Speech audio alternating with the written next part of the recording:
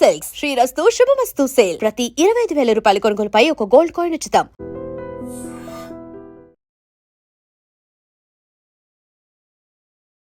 నమస్కారం, welcome to I dream.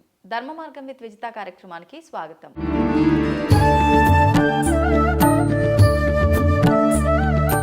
ప్రస్తుతం మనతో పాటు ఉన్నారు ప్రముఖ ఆధ్యాత్మికవేత్త, సంగీత విద్వాంసురాలు శ్రీమతి ముట్నూరి పావని గారు. ఇప్పుడు అమ్మతో మాట్లాడి మరిన్ని విషయాలు తెలుసుకుందాం.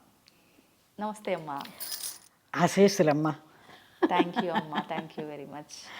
అమ్మ, మనకు జనవరి మాసంలో అంటే ధనుర్మాసంలో విశేషంగా మకర సంక్రమణం జరుగుతుంది. ఆ తర్వాత 3 రోజులు కూడా మనము భోగి, మకర సంక్రాంతి, కనుమ విశేషంగా చాలా పెద్ద పండగగా వైభవంగా జరుపుకుంటాము. వాటి విశిష్టత గురించి తెలియజేయండి. భోగి మంటలు భోగి మంటలు వేసుకుంటారు. భోగి మంటలు అంటే మరి అప్పట్లో చలికాలం ఇప్పటిలాగా ఇవన్నీ హీటర్లు పెట్టుకునే రోజులు కావు కదా. రెళ్ళు, కప్పుల ఇళ్ళు, తాటాకుల ఇళ్ళు, పెంకుటిళ్ళు అవే కదా ఉండేవి. ఆ వాటిల్లో చలిస్తూ ఉండేది.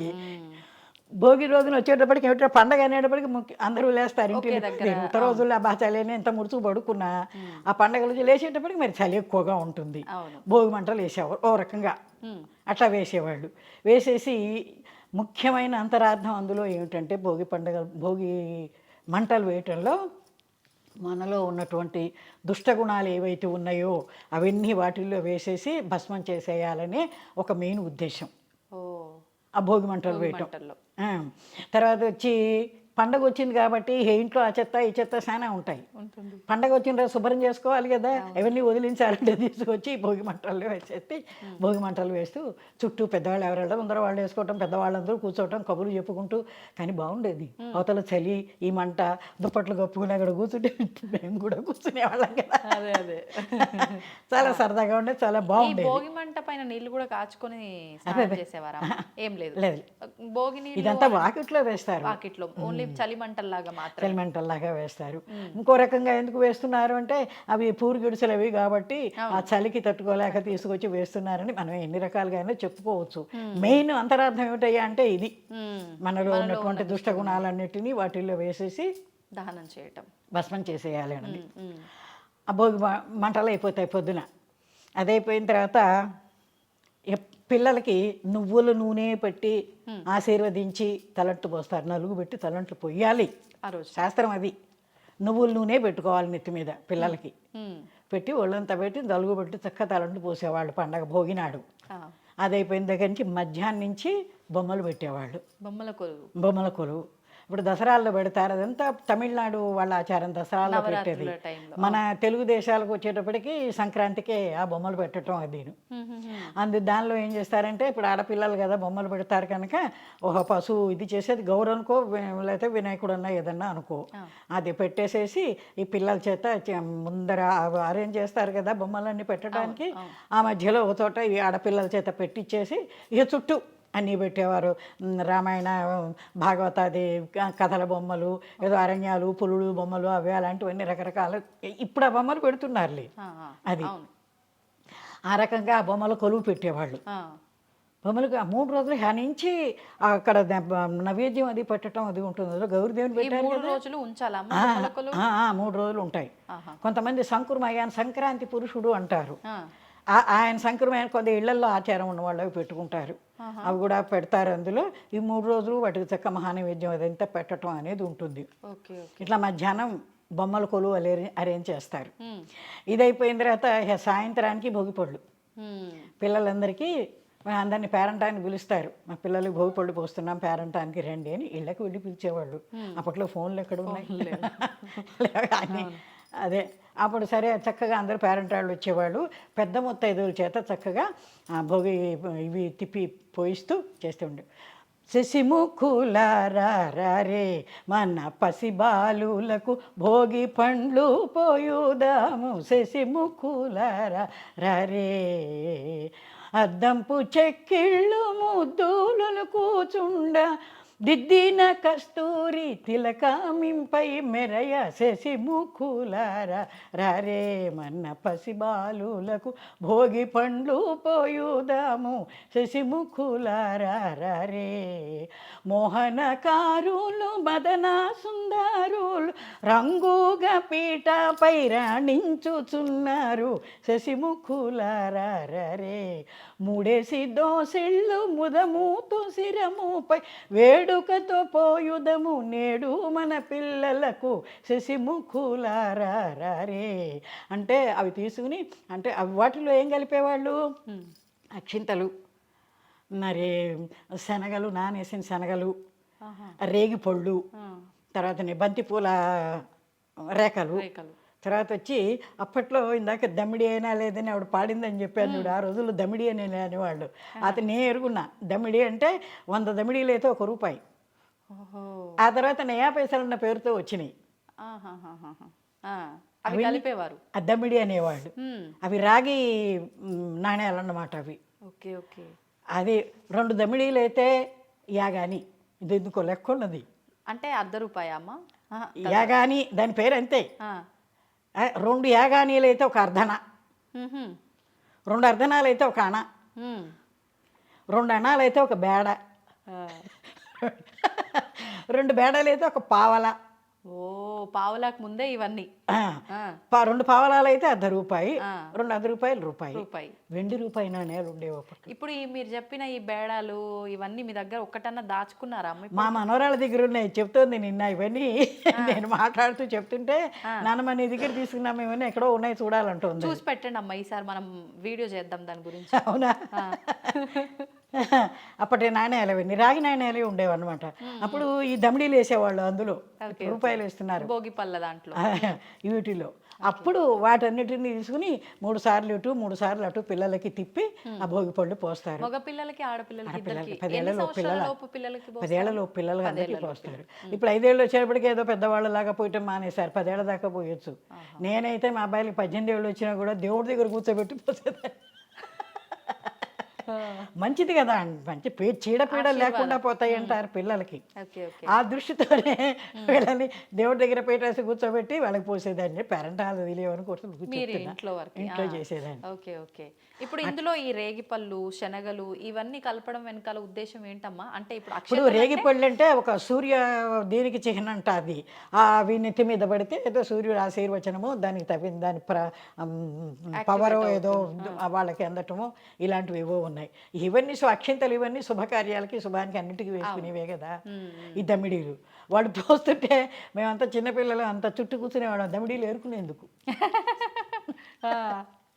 అంత పోటీలు పడి ఆ పోసిన వాటిలో అవి ఏరుకుని నీకెన్ని వచ్చినాయంటే నీకెన్ని వచ్చినాయి దమిడీలు అనుకుంటూ కూర్చునేవాళ్ళం అట్లా భోగిపళ్ళ పేరంటం అయిపోయేది సాయంత్రం భోగి రోజు పొద్దున్న భోగి మంటలు మధ్యాహ్నం బొమ్మలు పెట్టుకోవటం సాయంత్రం భోగిపళ్ళు భోగిపళ్ళు పేరంటం మర్నాడు వచ్చేప్పుడు పెద్ద పండగ సంక్రాంతి పండగ మెయిన్ పండగ అది అప్పుడు దానికి ఎట్లా వస్తుంది సూర్యదేవుడే శుభములనీయగ ఉత్తర దిశగా పయనము కాగా సూర్యదేవుడే శుభములనీయగ ఉత్తర దిశగా పయనము కాగా కొత్త బియ్యాల పొంగలి చేసి దేవదేవునికి నైవేద్యమిడగా సంక్రాంతి పండుగ వచ్చింది సంబరాలెన్నో తెచ్చింది ముఖ్యంగా ఆ కొత్త బియ్యం వస్తాయి కాబట్టి కొత్త బియ్యంతో పొంగలి చేసేవాళ్ళు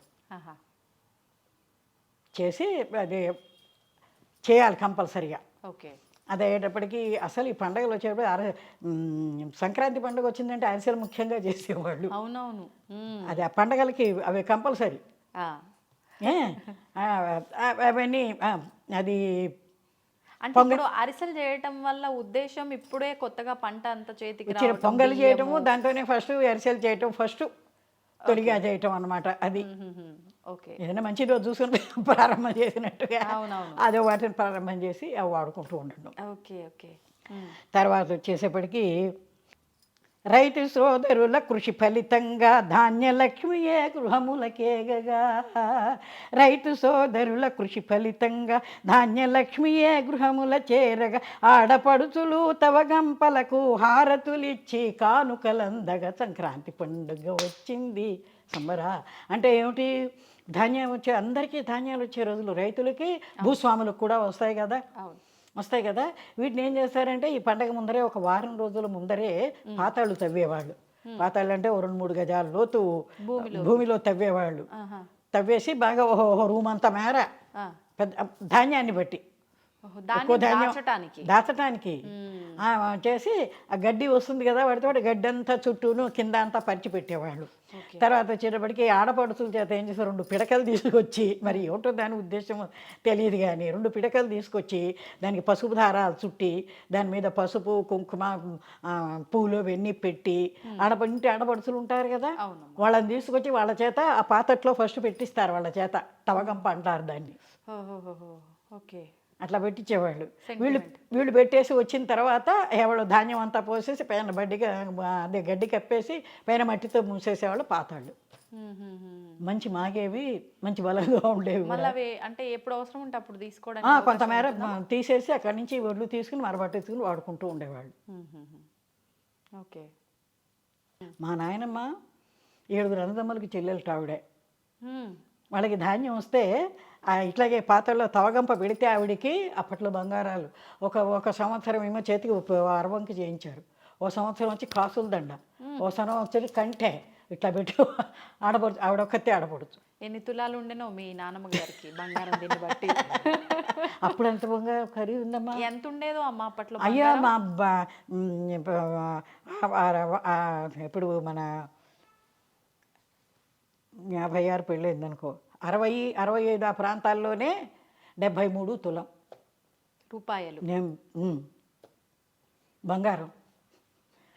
అప్పుడే ఎంత కొనిపెట్టకపోయినావు నానమ్మ అంటున్నది మా అమ్మాయి. అప్పుడు డబ్బులు ఏవి, అప్పుడు సంపాదన కూడా అలానే ఉండేది, బంగారం చౌకగా ఉండదు కానీ అది లేదు. ఇప్పుడు డబ్బులు చాలా ఉన్నాయి, ఇవి ఆకాశాన్ని అట్టుకుపోయినాయి అనుకో. అట్లా తవగంప పట్టినందుకు ఆడబడుచులకి తప్పకుండా అవన్నీ పెడుతూ ఉండేవాళ్ళు. తర్వాత వచ్చి ఇంకా మర్నాడు అది పెద్ద పండగ అయిపోయింది. ఆ రోజున ఆ రోజున అరిసెలు వేసుకుంటూ అరిసెలు చేస్తారు కదా, అరిసెలు ఇది వేసి ఇంకేమన్నా పిండి వంటలు అవన్నీ చేసుకుని సంక్రాంతి మెయిన్ పెద్ద పండగ అది అయిపోయింది. మర్నాడు కనుమ. కనుమ పండగ అంటే కనుమ నాడు మినుము తినాలనే శాస్త్రం. మినుము అందుకే దానికి గారెలు చేస్తారు, మినుముతోటి, మినపప్పుతోనే గారెలు చేస్తారు. కనుమ నాడు మినుము తినాలనే శాస్త్రం. అది ఇప్పటి సంగతి కాదు, ఎక్కడో మన ద్వాపరయుగం నాటి నుంచి ఉన్నట్టుగా పాటల్లో ఉన్నది. ఓహో, పాట గుర్తుందమ్మ మీకు? చెప్తా అదే ఇప్పుడు. సరే, దానికి కథ ఏమిటంటే గారెలు చేసుకుంటారు, పండగది అయిపోతుంది అనుకో. ఇది దీనికి సంబంధం లేదు కానీ ఒకసారి అర్జునుడు సుభద్ర చక్కగా భోజనం చేసి సరదాగా కబుర్లు చెప్పుకుంటూ, ఈవిడేమో తాంబూలం అందిస్తుంటే ఆయనేమో దాన్ని తింటూ చేస్తూ సరదాగా ఉన్న సమయంలో ఏం తేడా వచ్చిందో ఏమిటో అర్జునుడు సాధింపు మొదలెట్టాడు ఆవిడ్ని. కనుము నాడైనాను అంటే అదే, కనుము నాడైనాను గారెలుండుకొని కాముడారమ్మని పిలిచిరమి వాళ్ళు.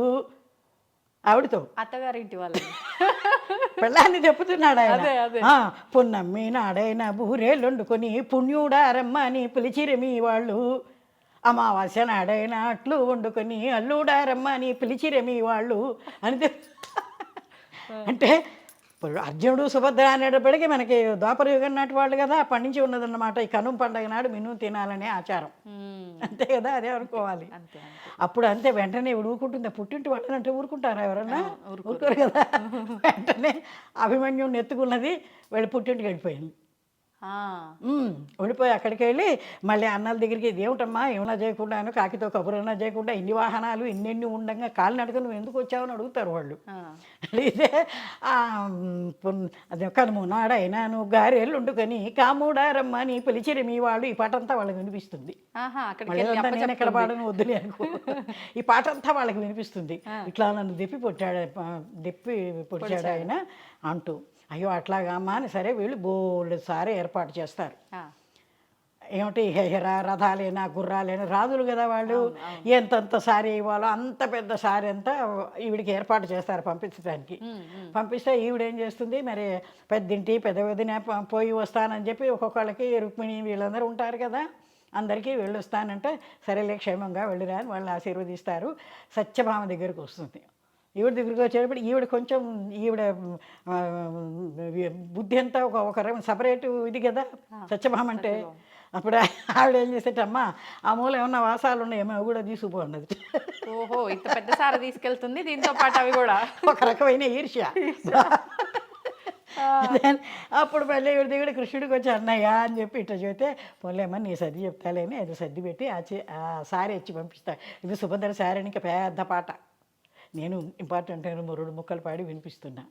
చాలా పెద్ద పాట అన్నమాట. కాబట్టి ఇది కనుమనాడు.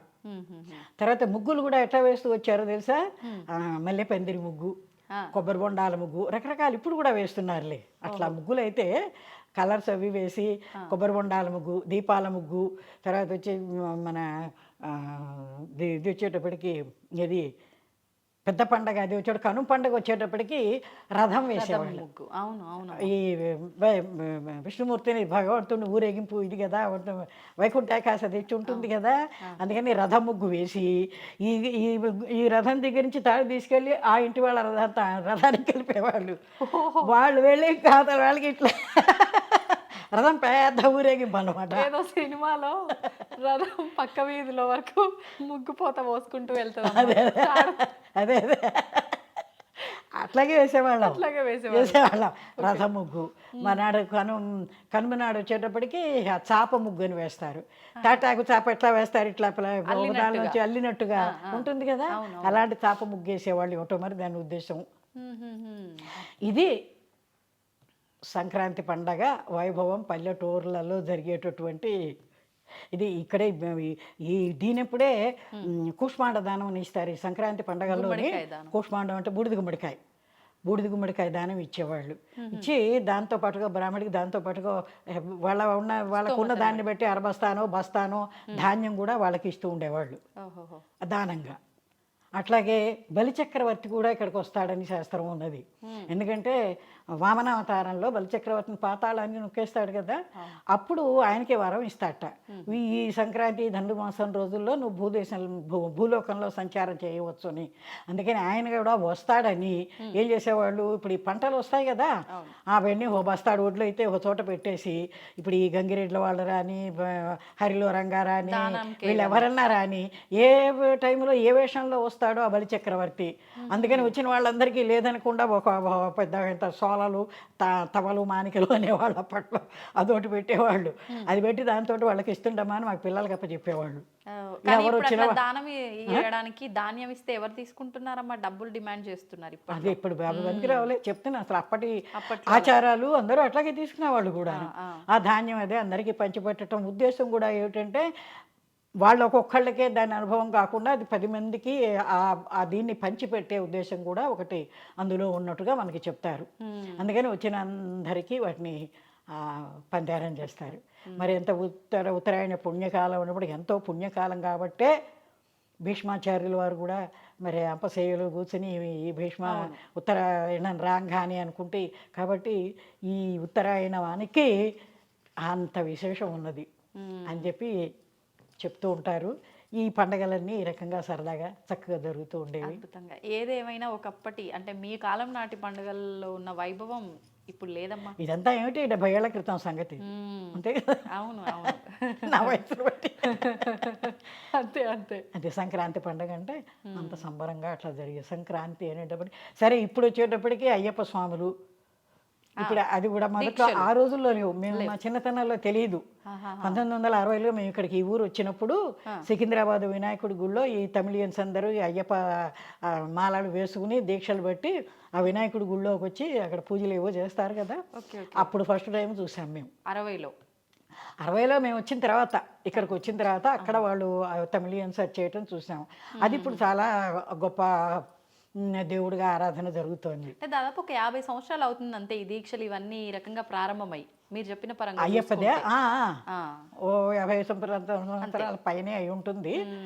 ఈ అయ్యప్ప స్వాములు దీక్షలు బట్టి ఏం లాభం, వాళ్ళు పట్టిన మళ్ళీ అన్ని రోజులు చక్కగా దీక్షగా బాగానే ఉంటారు, అవునవును. మళ్ళీ మామూలే. యదా. వాడు పెట్టిన ఉద్దేశం ఎందుకంటే ఈ దీక్ష పెట్టి అక్కడికి వెళ్ళడం అదిను అవన్నీ మానేస్తారు అన్న ఉద్దేశంతో ఏదో చేస్తే ఇప్పుడేమో దారిలో కూడా చేస్తున్నారని చెప్పుకుంటూ ఉంటారు. ఈ మధ్య కాలంలో ఒక వీడియో కూడా వచ్చింది కదా, సరే. హాల్లో ఉండి మందు తాగుతున్నాడు ఆ, అని చెప్పి. ఆ. అది అక్కడికి వెళ్ళి అక్కడ మకర వెళ్ళకు, ఇక్కడేమో మకర సూర్యుడేమో ఉత్తర దిశగా మకర సంక్రమణం ఈయనైతే అక్కడేమో మకర వెళ్ళక్కు అని దాన్ని చూస్తారు అందరూను. ఇది సంక్రాంతి పండుగల విశేషాలు. కానీ అమ్మ ప్రతి నెలలోనూ మనకు మకర సంక్రమణం జరుగుతుంది, కానీ విశేషంగా ఈ ధనుర్మాసంలో మకర సంక్రమణమే ఇంత వైభవంగా చాలా జరుపుకుంటాం. విశేషం. ఈ వైభవాలన్నీ ఉంటాయి, ఎంత కలకలాడిపోతూ ఉంటాయి పల్లెటూళ్ళు, చాలా బాగుంటాయి. సంతోషం అమ్మ, చాలా చక్కగా వివరించారు మీ చిన్ననాటి అనుభవాలన్నింటినీ పాటలుగా పాడి. ధన్యవాదాలమ్మా.